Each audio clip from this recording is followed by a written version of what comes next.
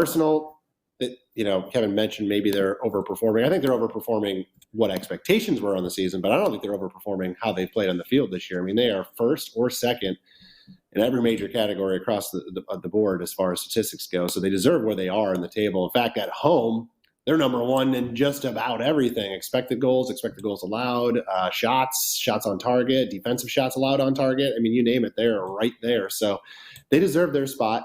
West Ham, Kevin mentioned too. I mean, 12 goals in 15 matches. There's a reason they've only won 4 games. But I think they're too good to stay where they are for too long, and eventually they're going to get their, for lack of a better way, shit together. But the head-to-head series between these teams has proven that, that the West Ham does come to play when they play against Arsenal. They've scored in 7 of the last 9.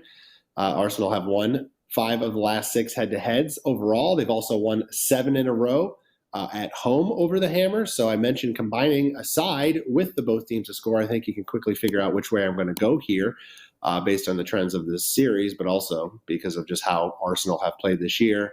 Yes, they're going to be affected, I'm sure, by the World Cup break, but so is West Ham. So maybe there's not an advantage here. I don't see, Gabriel Jesus is the only missing piece here probably for the Gunners, although Saliba, he was part of the French team, so I doubt he's going to be lined up as well.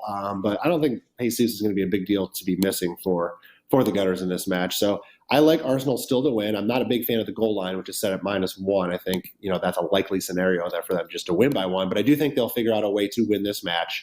I mentioned how good their numbers are at home. They're 6-0 at home, but they've also conceded in 5 of those 6 matches as well. The only one they kept a clean sheet was against lowly Nottingham Forest. So I would not be surprised to see West Ham out here. I could see this thing ending 2-1, 3-1 maybe for Arsenal. So if you combine Arsenal to win with both teams to score, you can get a little over 2-1 on your money. It's plus 220 at FanDuel. I think it's plus 200 at DraftKings, and those you'll find under the same game or one game parlay markets. But combining both of those, I think we get a nice return. I think that's kind of how this match is going to end up playing out.